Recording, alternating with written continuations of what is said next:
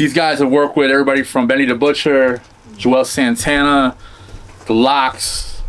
They just placed a new record on Street Fighter. There you go, Street Fighter. Yeah, Street Fighter with Ricky Hyde and Benny the Butcher as well. But these are my guys. They have a platform that's amazing for creatives called Steel Sessions. So today we're gonna do what we always do. We're gonna give them their flowers. So clap your hands for Buddha Grands, my man Mike Cuz. Let's take it back to the beginning, man. You know, I was telling these guys earlier before you walked in that, you know, you had both done, Buddha and Grands, you both done the I-Standard event with me. Didn't win the events. Yeah. Second place. Then you had third place. Yep. I remember that night too, because he forgot his flash drive back in the Bronx. He had to go back to the Bronx, get his shit, come back to Don Hills and play his shit. And then actually was working with Grands early on too, shopping some of his beats as well. And then Mike Cuz kind of came into the fold a little bit later.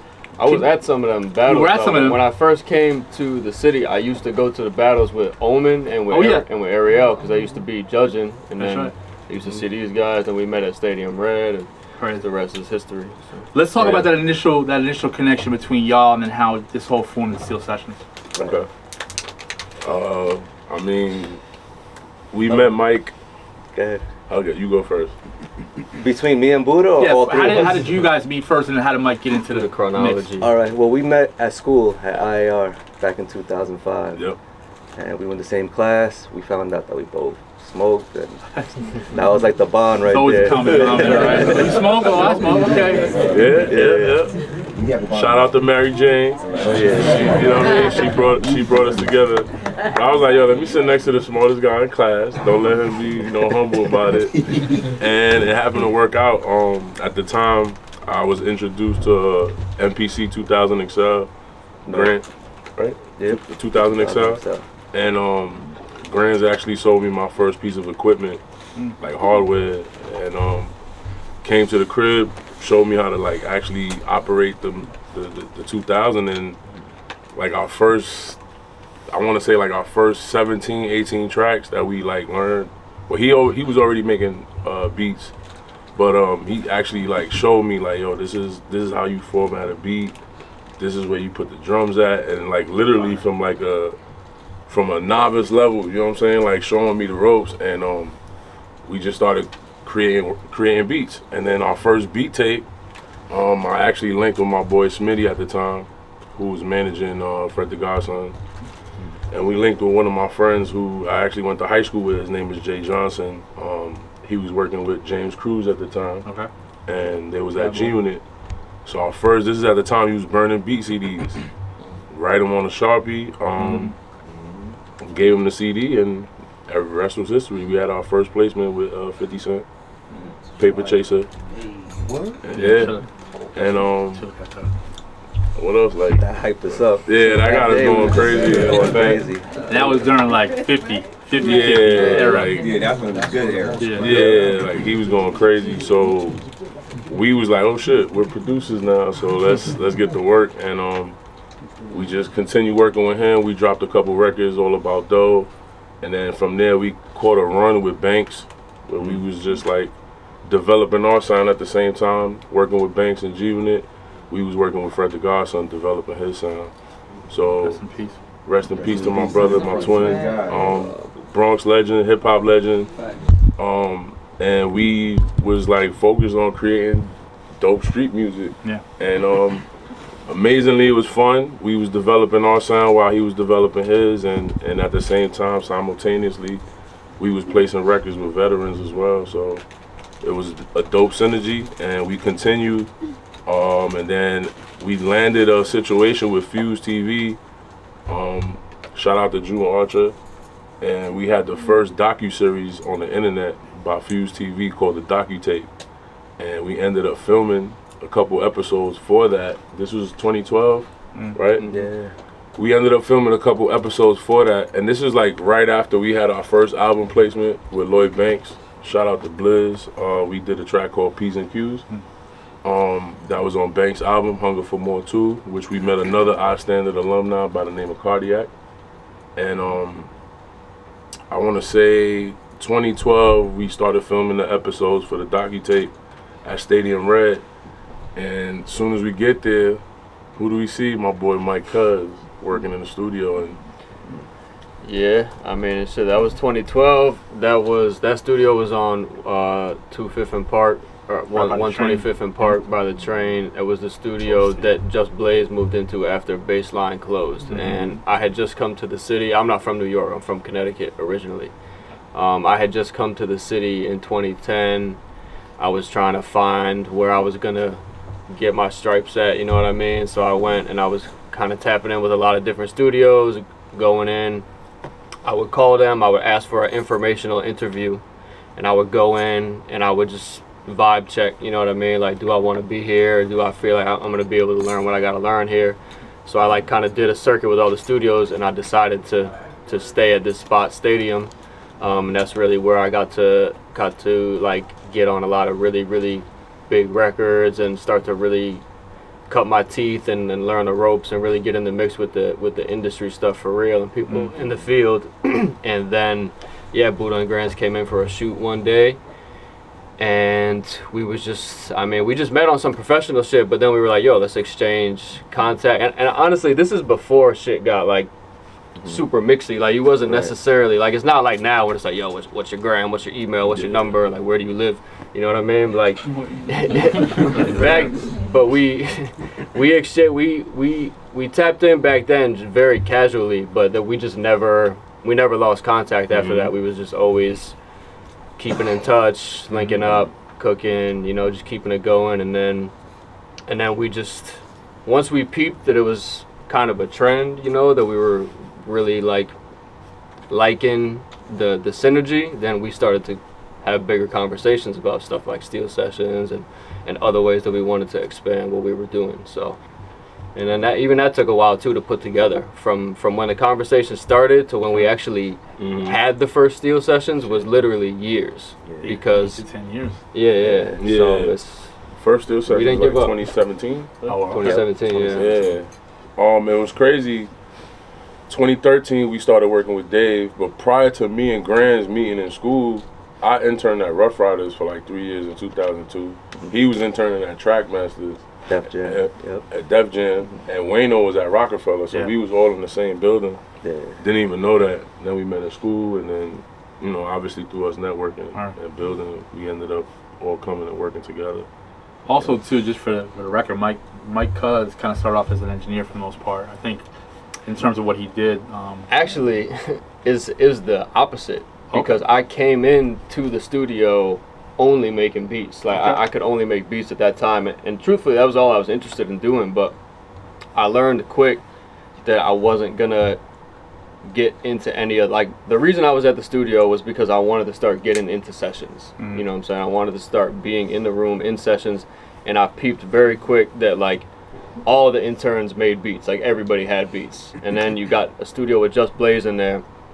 Everybody's always like, yo, Omen. And Omen, like, can I play you this? Can I have a, you know what I'm saying? Like, dudes was kind of jumping out the window sometime, honestly. Like, as interns, like, yo, can we book a meeting with Just? Like, just crazy shit. So I just peeped that I was going to have to take on the engineering skill set if I wanted to, like, advance in that environment. So that's kind of where that chapter started. And then as soon as I started to learn how to be functional, like get the rooms going, like learn all the gear in there, as soon as I kind of became the guy with like all the answers, like, oh, it's 2 a.m., something's going on with the board in this room, and, you know, T.I. is about to come in or something like that. Like, who do we call? Like, I wanted to become that person. And once I did that, it was kind of a tough thing because I did have to, I was used to making beats all the time, and I did kind of have to put that on the back burner for a little bit to like be able to absorb the amount of knowledge that I had to about the engineering stuff. But it's something that ultimately, it's like I was forced to add that to my skill set because of where I was at, but I'm glad that I did because it definitely made me a way better producer. I used to spend weeks trying to get my shit, like trying to get it to sound how I wanted it to sound, and I couldn't figure out why I couldn't. So I'm glad that I picked that up. It obviously always helps to know the inner workings of the studio, and you know what I mean. Even, you know, I'll be having Buddha on his mix shit with the beats now too. To be honest, he's got like some tricks of the trade he's been working in, and I just feel like especially these days, the two things are so hybrid, you know, like producing and engineering, like there's so much commonality between them that I'm glad that I ended up picking that up, you know what I mean? I was kind of resisting it a little at first, but it never hurts to know more. That was like the biggest thing that taught me, I guess.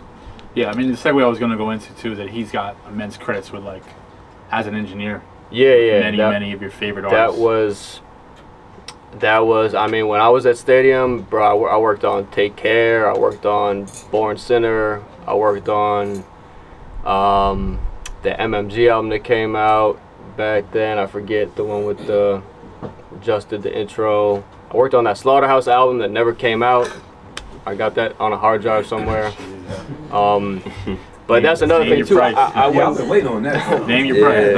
I wouldn't have been able to do any of those things if I was just like, no, I just make beats, you know, and that's what I do. Like, they wouldn't have let me because they had heavy hitters, you know what I'm saying, making the beats for all those sessions. So they wouldn't have made room for me in them sessions if I wasn't kind of willing to humble myself a little bit, learn something else, and make a sacrifice for the short term, for the long term play. So.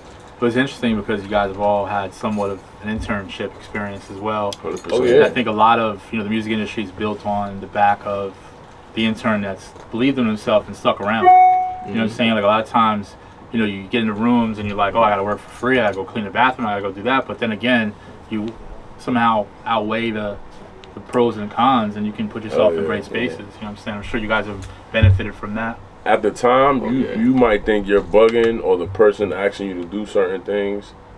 Yo, bro, I remember putting up posters on the West Side Highway, like getting coffee, like bringing checks to Burt Bedell. You know what I'm saying? That DMX and Swiss had, but you got to take a yellow cab. You got to. It's like you had to go through like an obstacle. It was crazy, but you had free lunch, right?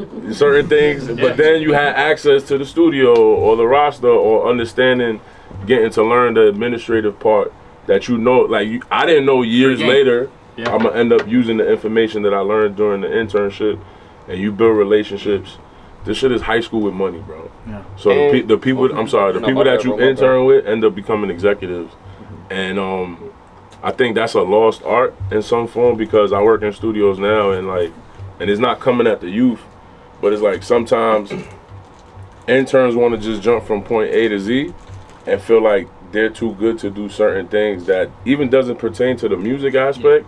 But at least the culture, you know what I'm saying, that you got to learn and earn your stripes. That's literally such a big part of this, I feel like, is it's not even about that you're dusting plaques or you're cleaning toilets or whatever. It's literally like you showing people that's in the field that you're down to work and that you have big picture vision. Like, you make a lot of relationships doing that stuff. A couple years ago, I ended up being with Kanye for 4 days because 88 Keys called me. Not because he knows about Steel Sessions, not because he knows about the beats we've been making for East or that we've been doing this or that. He called me because he remembers when I was an intern from 10 years ago and he met me. And I knew how to make beats. I knew how the room worked. I knew how to act around people. And I hadn't talked to him in a minute. And then he calls me out the blue. He's like, yo, like, dude, are you around for a couple of days? Like, Ye is in the city. Like, can we link up? And that's literally off of me setting up keyboards and tables for him like a decade ago. You know what I mean? Right. So it just goes to show, like, you really never know how that stuff is going to come back around, especially when you, like, really, really show people that you have the right attitude. You know what I mean? It's the thing, too, is many of the people in this industry who are going to be able to make a difference for you have also eaten shit, have also earned their stripes, have also started from the bottom somewhere. So if somebody who's been through that sees you doing the same thing, they're going to have a different type of respect for you than if you just think that you deserve to go straight to the finish line, like, before really, like, earning your stripes or getting your hands dirty or anything. So it's crazy because I remember, and this is a great kind of segue into that, I used to manage producers and shop music. I used to be heavy in these offices and sessions, like, back in the mid-2000s. I remember seeing you. Bro, I was everywhere, bro. So one of the opportunities I walked into an A&R's office named Trevor Gerardo at J Records. This was around when Blame It on Alcohol came out with Jamie Foxx. And I met he was introduced me to his intern when he came in. It's a guy named John Eamon. And John was like, you guys need any coffee? You need any water? You good? And I was like, oh, we're good. I'm just here to pick up some records. So he's like, okay, what do you need? And I was like, oh, I manage a DJ. He's like, oh, let me get you set up. Went and brought like 50 records out to me. Like everything I had in the roster. I'm like, how the fuck am I supposed to carry this shit anyway? But the crazy part is when Trevor left, who was right there? It was John. So John kind of took an admin position. And then when the A&R that had the job left, John got moved up to A&R. Then moved to, A&R manager. Then, director of A&R. All the titles they have before they get to senior VP or VP. And after, 12 years of just showing up and being there consistently, he's now the senior VP of A&R at Interscope Records. Manages A$AP Rocky, and his major project is Lana Del Rey. Wow. And this is all from somebody who was getting coffee for people and running records across the city to different DJs. Flex needs a new Jamie Foxx. Boom. You know what I'm saying? He's out. So, part of it is really just showing up. Yeah. And half the battle is just getting to the space. And then once you're in that space, you got to do what it takes to be noticed. It's the same thing y'all try to do every day with branding and trying to put your music out there. Like, you got to figure out a way. And when you're in a situation like that, you just got to show your true colors. You know what I'm saying? And really take away the ego, take away the mantra of I'm too good for this, and understand that, listen, if I do this for a month or two and I'm walking through these offices, who's gonna pop up? Right. I might see A$AP Rocky. I might see, whoever who's coming up. That person might be the next big thing too as well. So we got to keep those things. And I'm not just saying it as an intern. I'm saying it as an everyday creative. Showing up every day, making that music, feeling confident about yourself, being prepared, and then eventually believing enough when you're ready to walk into certain rooms or try to get into those rooms. Because again, we talked about earlier, timing, preparation, opportunity, it's all intertwined, but it happens at all different times. But the one thing we can control is the preparation side of it. Thanks. I want to dig into Steel Sessions. You guys have created an amazing platform for creatives. You guys do a little bit of everything at this creative session, the Steel Session. What do you want people to know when they walk in the room? What are they going to experience? What you think, Anzi, Just definitely it's a place to network, to meet new people. We try to offer something unique, which is the one-on-one experience. Right. So as a member or when you sign up, you get half an hour with me, half an hour with Mike, and half an hour with Buddha. So a la carte. Yeah, we try to keep it very personal But I also feel like it's a lot of components that we learned even coming to our standard, like the networking component, showing studio etiquette, other ways of branding yourself and marketing, creating a camaraderie of producers and creators, a creative community, but also just filling in the blanks of certain things, certain pitfalls that we had to go through. Let's alleviate some of that for the newer generation. Right. You know what I'm saying? And show people, remove the ego, come outside, network with some people, because the person right next to you might be the next person that I could create some shit that the whole world can appreciate. And it might not just be music, it could be just in life in general. And we wanted a space where people could be themselves, right? People could learn, people can engage, but also people come out there leaving feeling better. Yeah. You know what I'm saying? Just overall feeling better. And these are the things I got when I used to come to our standard. When we go to certain studios in different cities, the culture is completely different. Some cities, there's more producers that are more willing to work together than others. And in New York is kind of not like that. Yeah. At the time, you know what I'm saying? This is, I want to say 8, almost 10 years ago. So when we would go to LA, people were more, they were more more collaborative. So it's yo, how can we learn these different time zones and how they work and apply that to everything that we do in every city? And I think it just makes it better. It becomes a network. And it's dope because you get to see how much talent comes out of that, right? You get to see throughout the years the confidence that writers and producers get, the growth, you know what I'm saying? Pause. And it's like, I walked into that one. And it inspires me too as a creative, because we didn't have that coming up. If it wasn't our standard, I don't know, it wasn't that many places where we can go and do that. So thank you. You know what I'm saying? I'm always give you your flowers. You know what I'm saying? So that the people can know that it starts from something that you did. You know what I'm saying? That you gave us the opportunity to display our talent. So it's like, we don't want that to stop. We want more platforms to continue to grow because, bro, it's tough, man. A lot of creators be in the crib worrying about the next and don't have the answer. So be around people that actually are fucking rolling up their sleeves trying to make it happen, and you can learn from that and then alleviate some of the stress and stuff that of trying to make it in this business. It's very easy to trick yourself these days into thinking that you can do it all from the crib.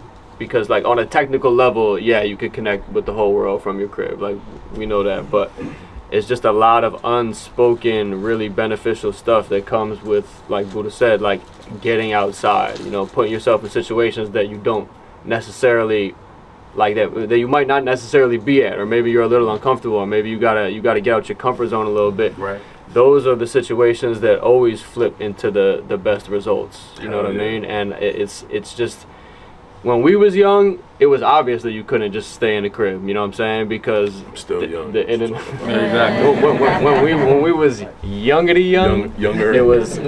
it was obvious that you couldn't stay in the crib because the internet was trash. You know what I mean? Like we wasn't doing nothing from there. Got mail. And you had to be outside. But like I said, I feel like these days it's easy to get tricked into believing that you could do that. And you know, maybe you could have a viral moment, or like, but yo, this is like, life is short, but life is long, and we all need each other, you know what I'm saying, to run this marathon and to help create things and put things together and sustain the mission.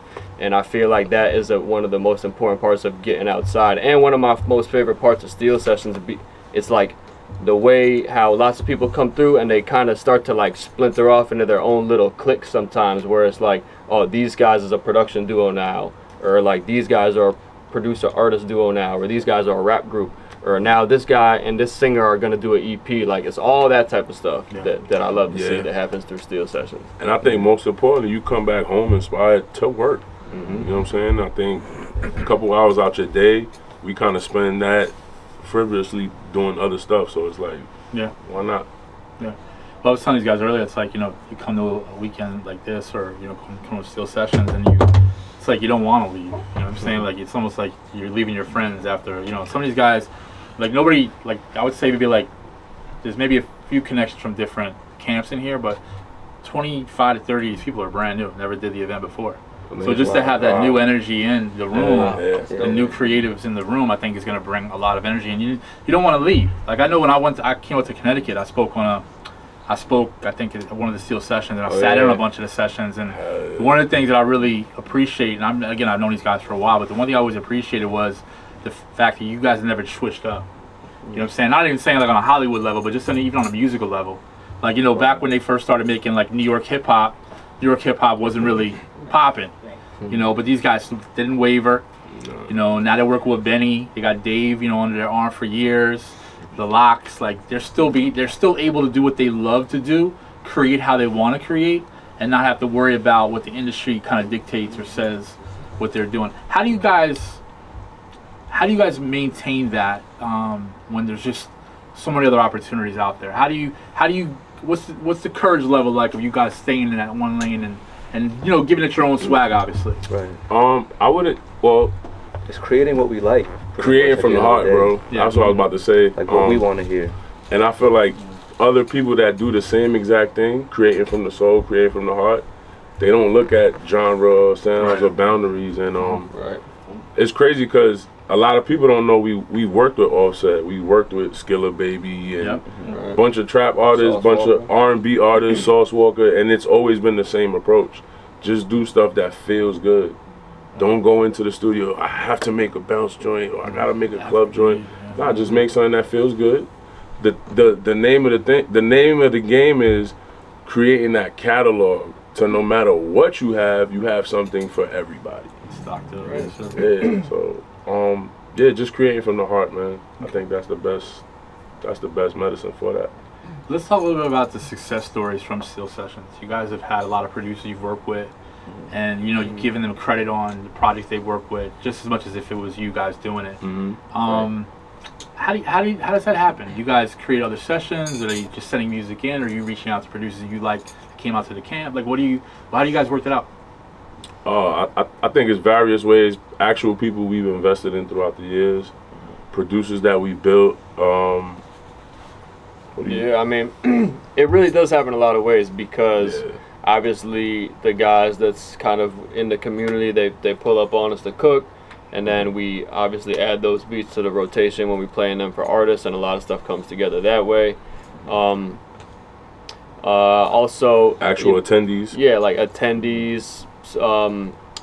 They will just send us stuff that they've been working on, whether it's like something that is really built out or something that's really minimal, maybe like a loop or a music bed or a drum kit or something. It's really just doing the same stuff that we've always done, but now we have a community of people that that we can draw from that are the Steel Sessions community. So it's like we're rarely working with like complete strangers at this point, you know what I mean? Because there's always somebody within the network that can provide what we're looking for, you know. And it's actual like real relationships with people we've either met at other sessions, people that like producer like S-Dot. Me and S-Dot and Graham's been working when we was working with Fred, my boy Sonny Heights, Rondon and dudes from Fight Back. Rondon was one of my students when he was in middle school.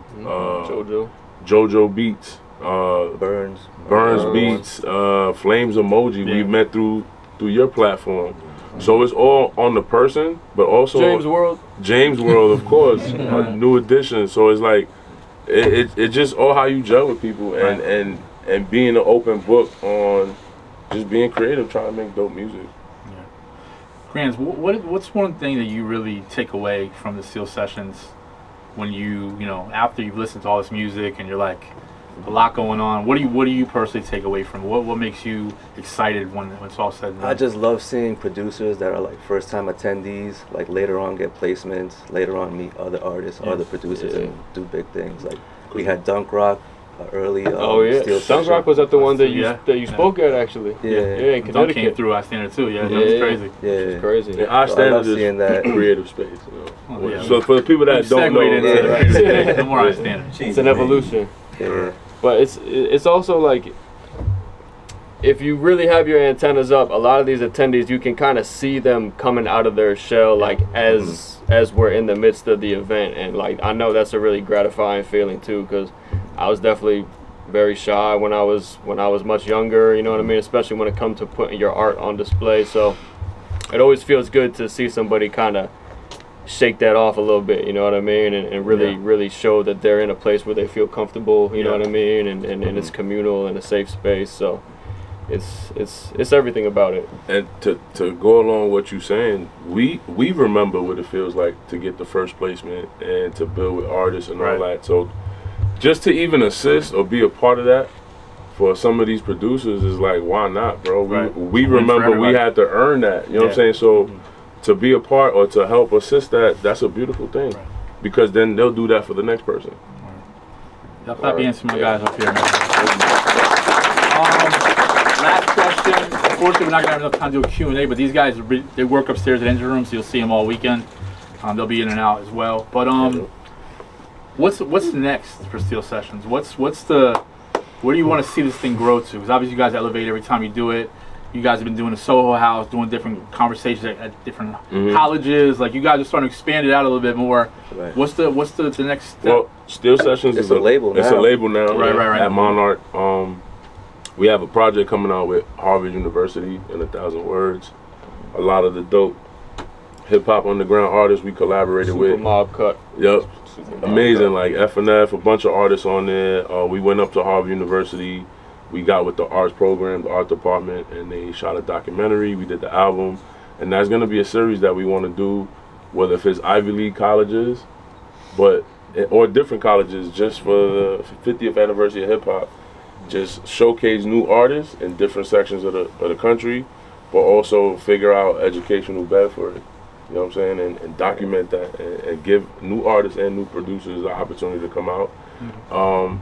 We just did Street Fighter 6 soundtrack. There's a volume 2 on the way. Excuse me. Yep. My apologies. Okay. We have a record with. Well, I'm just being called by Slim. We have a record with Killah Baby featuring Jeremiah about to drop. Book of David 2. Cat Raquel, she's the next artist up. Cat's fire. Yeah, we got a Christmas record dropping with her. Her project coming out top of the year. A lot of new stuff that we're doing top of the year on the label side, but also on the event and creative side. And obviously the goal is to build the brand to the point where Apple and all these big brands want to work with us and educating and providing a lifestyle for creatives.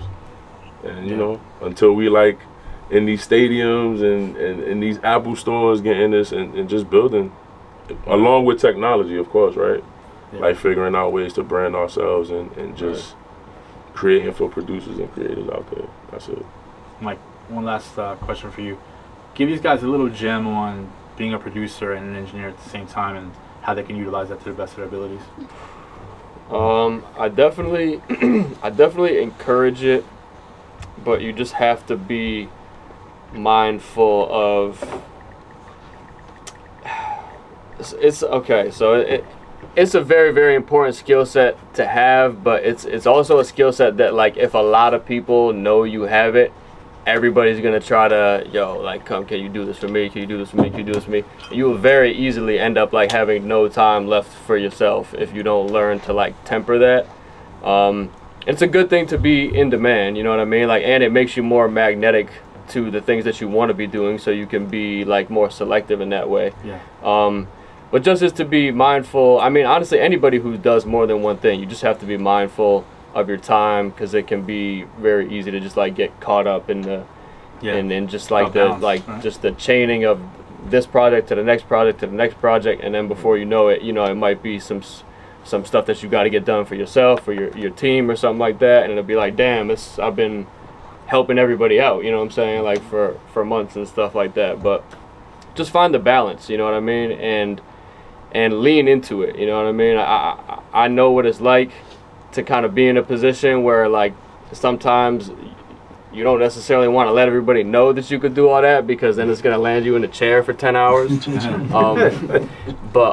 does get you in the room, though. But it gets you in the room, and it is one of the most effective ways to build a trusting relationship with the artist and the team. You know what I mean? If you can be somebody, like, being able to be in a studio with somebody is like being their barber. You know what I'm saying? Like, once they really, really, really, really get comfortable with you, they're not gonna want to go to nobody else. You know what I mean? Because you have all that unspoken chemistry. You know what I mean? But yeah, that would be it. It's a skill set that I definitely encourage to have. But it's like with a lot of power comes a lot of responsibility type of thing. So you got to be mindful. Yeah. But remember what you asked for. Yeah, exactly. Exactly. This is my biggest reminder for all them situations. to be honest, keeps you on the one of this, my brother. Yeah, Don't forget. Yeah. Now the balance is important. I think the more skills you have, obviously, the less you can get kicked out of a room. Right. But at the end of the day, it's about management. It's about making sure that you are level-headed when it comes to that approach, because it can be to the point where Mike said where you could actually like almost take away from your own personal growth if you pick one over the other. You know what I'm saying? So you got to find that balance. I manage a writer, producer, songwriter, artist. So like 1 week we're a writer, 1 week we're a producer, 1 week we're recording records for his own project. So there has to be an understanding of balance. Last question for you, Grands. One gem in regards to just staying motivated in this game, this crazy game of music. Well, for me, to stay motivated, I like listening to new music, traveling, spending time with my family. Not necessarily spending all my time making music, but taking those breaks that are needed to clear your head and start creating again. Okay. Decompress. Well, without further ado, the reason why we're kind of here, I want to give my brothers their flowers while they're here. So this is our 5th Flowers Award. Wow. This is for the Creative Hustle Award. Give it up for Steel Sessions, y'all. It's the trophy.